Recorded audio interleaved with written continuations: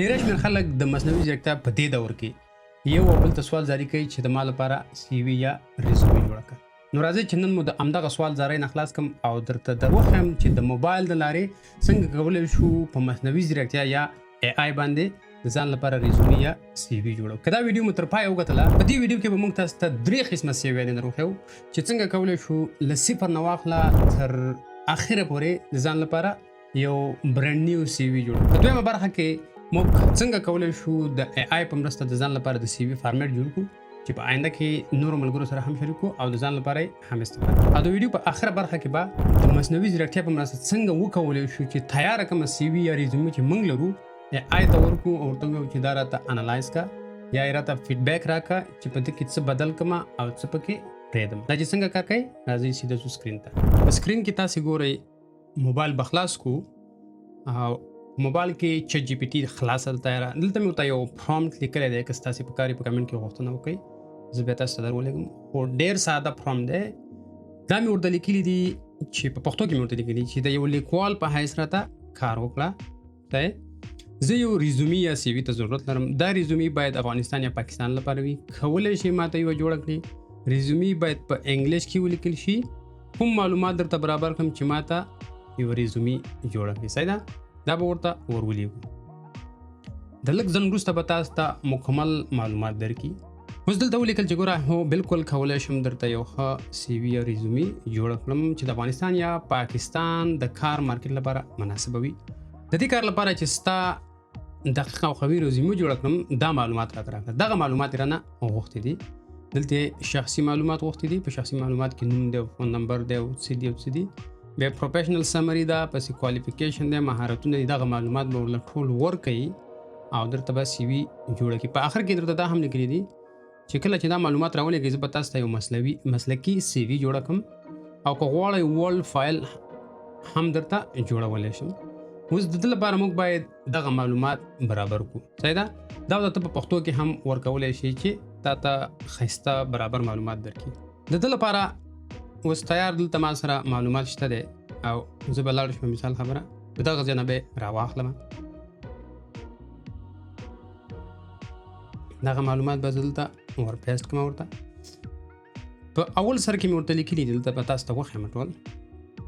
شخصي معلوماتو کې مې ورته نوم لیکلی، نمبر مې ورته ورکړی دی، جیمیل مې ورکړی دی او ښار مې ورکړی چې زه چېرته پاتې کېږم. په پروفیشنل سمري کې مې ورته لیکلي دي چې دا برخه راته ته خپله جوړه کړه. ضرور نه ده چې ته ټول معلومات ورکړي ځکه پروفیشنل سمري ستا د دې معلوماتو نه خپله چټ جي پي ټي یا مصنوعي ځیرکتیا جوړولی شي تاسو لپاره. صحیح ده؟ په تعلیم کې مې ورته ورکړي دي مثال خبره کابل پوهنتون او کمپیوټر ساینس پوهنځي. هلته درنه غوښتي دي چې کوم پوهنتون دی، ډیګري او فیلډ د څه شی دی او په کوم کال کې. ما ورته لیکلي د 2015 نه تر 2019 پورې. بیا په څلورمه برخه کې مې ورته مهارتونه دغلته چې غوښتي دي مهارتونه مې ورته لیکلي چې زه د ویډیو ایډیټر په حیث کار کوم یا د ګرافیک ډیزاینر او په اصطلاح مایکروسافټ افیس. ستاسو چې هر سکلز یا مهارت زده هغه ورته همدلته واچوئ. دغه نه وروسته ورک ایکسپیرینس. دغه ورک ایکسپیرینس دلته ما نه پاتې شوی دی. دا کولی شي ته مثال خبره دلته پکې ور واچوئ. صحیح ده؟ چې برابر شي. ورک ایکسپیرینس کې مې ورته لیکلي چې ویډیو ایډیټر په حیث مې کار کړی او چا سره مې کار کړی، فایزان سکل د یوټیوب چینل سره مې کار کړی دی د 2015 نه تر 2016 پورې. دغه معلومات به ورته ټول ورکوي. ژبې د کومې ژبې زده دي، مثال ژبې مې پښتو ده، انګلیسي ده، اردو ده، فارسي ده، هرې ژبې چې ستاسې زده دا ټول معلومات به ورته ور واچوئ. سرټیفیکیټ که څه شی لري مطلب هغه هم ورته ور واچوه او دلته ورته ور پیسټ کړه. د لږ ځنډ وروسته به تاسې وګورئ دلته به تاسو ته یو مسلکي سی وي برابره کړي. دا ورته موږ دا هم ویلی شو چې موږ ته یا په پی ډي اف یا په ورډ فایل کې راکړه چې د دې جنجال نه موږ خلاص وو ځکه موږ ډېر تنبلان یو. نو دغه تاسې ګورئ اول سر کې مثال خبره نوم راغلی، ورسره زما اډرس او هغه کوم معلومات چې دي. پروفیشنل سمري ما چې ته ویله خپله راته ته یو جوړه کړه. ګوره زما د کار مطابق یا د مسلک مطابق ما ته سمري جوړوي. دغه سمري نه لاندې چې وګورئ ایجوکیشن دی، ایجوکیشن مې مطلب دغه ورکړی دی. سکلز یې رانه غوښتي دي او سکل کې مې هغه ورکړي دي. جاب ایکسپیرینس مطلب دغه ایکسپیرینس لري. تاسو چې څومره ایکسپیرینس لرئ هغه ټول ورته ور واچوئ. دلته ګوره هلته پښتو یې ما ته ورکړي دي. نیټیو لنګویج زما پښتو ده، انګلیش انټرمیډیټ دی، بیسیک اردو ده. صحیح ده؟ اوس هلته لیکلي که غواړئ زه کولی شم دا په ورلډ فایل کې درکړم. تاسو ته په پښتو کې هم لیکلی شئ او په انګلیش کې ورته هم لیکلی شئ. صحیح ده؟ اوکې ګیو می د ورډ فایل اوس به دلته په ورډ فایل کې درکې ځکه دا په آینده کې ته کولی شي ځان لپاره ایډیټ هم کړي یا د بل چا سره هم شریکولی شي. هغه د لږ ځنډ وروسته موږ ته دغه ورډ فایل راکړه، په دې چې ته کلیک وکړې دلته به دې راولي، ګوره دا به اوس خلاص شي. هماغه معلومات چې تا ته درکړي ډایرکټ دلته درته راوړل. صحیح ده؟ دا ګوره مکمل ریزومي، مطلب چاته ضرورت نشته چې ته ورته ووایې ما لپاره سی وي جوړ کړه. خپل معلومات ورته ورکړه په پروفیشنل لیول باندې، د هر ملک درته خپل فارمیټ برابروي او دغه شان دی تعالی درکوي. نو دغه شو زموږ د ریزومي یا سی وي اول قسم. راځئ دویم قسم کې ته موږ یو تیار فارمیټ غواړو او همدغه فارمیټ موږ کولی شو د ځان لپاره په آینده کې استعمال کوو، د نورو ملګرو سره هم شریکو. راځئ چې اوس یو بله وینډو خلاصه کړو، ورته ولیکو. تاسو ما په نورو ویډیوګانو کې ښودلي چې څنګه ځان لپاره پرومپټونه جوړ کړو. په هغې ویډیو کې مې درته د پرومپټ طریقه ښودلې وه، رول دی، ګول دی او کانټیکس یا بیکګراوند یا description دی. نو ورته لیکم act like an author, write CV format which work for Afghanistan and Pakistan market, so I can use it anytime for myself.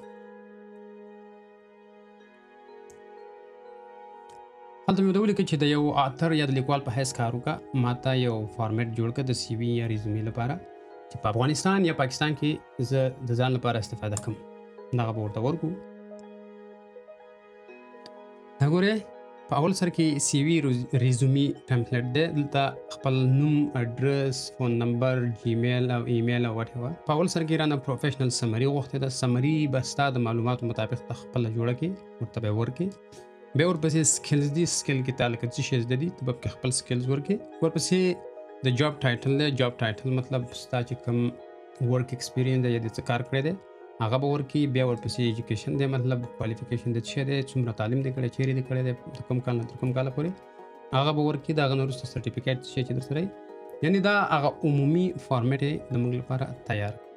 ته ورته دا هم لیکلی شي can you just give me a ready made so I can fill it out. ورته مې ولیکل چې ما ته یو داسې فارمیټ راکړه چې زه په آینده کې ځان لپاره صرف هغه تش ځایونه ورته ډک کړم. ګوره ورته پلیز میک اټ ان ا ورډ فایل. ورته مې ولیکل چې ما ته په ورډ فایل کې راکړه. دغه ډول به راته ورډ فایل راکړي، تیار شی به وي، موږ به خپل معلومات راواخلو، هغه کې به یې ور واچوو. دا ګوره سی وي ټمپلیټ په افغانستان پاکستان تیار فارمیټ دی.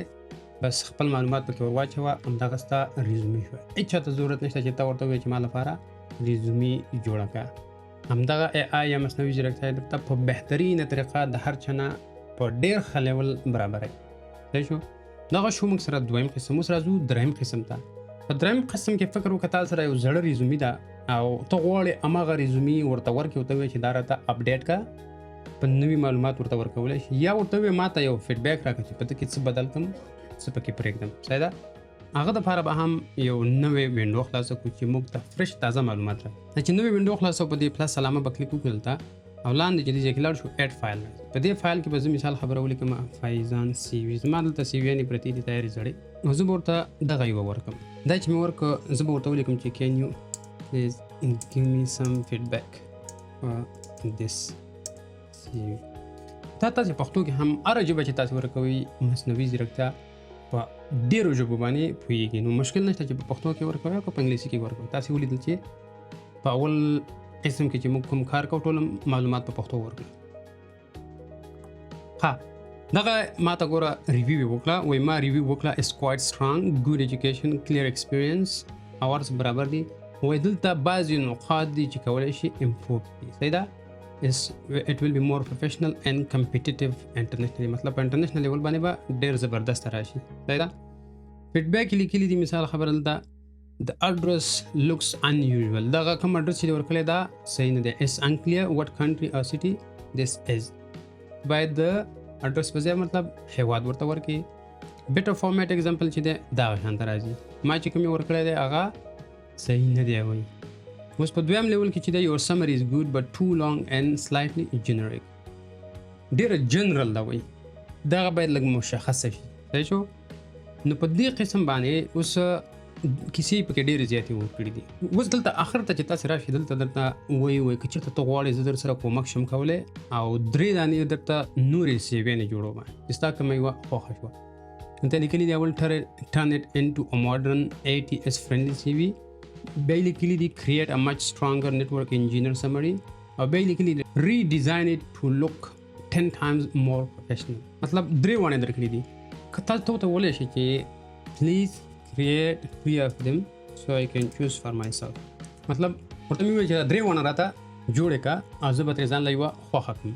ته مثال دا ویلی شي چې ما ته په ورډ فایل کې راکړه. Please give me this CV in a word file. اوس ګورم دغه درې وانه درته درکوي. ته به په دې درې وانو کې وګورې چې کومه یوه تا لپاره ښه کار کوي یا دې خوښه شوه همغه ځان لپاره انتخاب کړه. یا ته کولی شي بعضې لږ لږ تغیرات پکې راولې او د ځان لپاره استفاده کړي. ګوره درې وانې راته راکړه دي. اوس دا درې وانه به مثال خبره چې خلاصې کړې او وبې ګورئ چې دې کې څه دي په بل کې څه دي په بل کې څه دي. تاسې مطلب چې کومه یوه خوښېږي معلومات به وګورئ د ځان لپاره به همغه خوښه. نو دغه وه زموږ د نن ورځې ویډیو. په دې هیله چې یو څه مو ترې زده کړي وي نو که کومه غوښتنه لرئ د کمنټ په سیکشن کې وکړئ یا که مو کوم همغه پرامپټ ښکاري تاسې په کمنټ کې غوښتنه وکړئ موږ به یې در ولېږو. خو ضرور نه ده تاسې کولی شئ په خپله ژبه ورته ووایئ چې مطلب ما ته یو ریزومي جوړه کړه او خپل معلومات ورله ورکړه.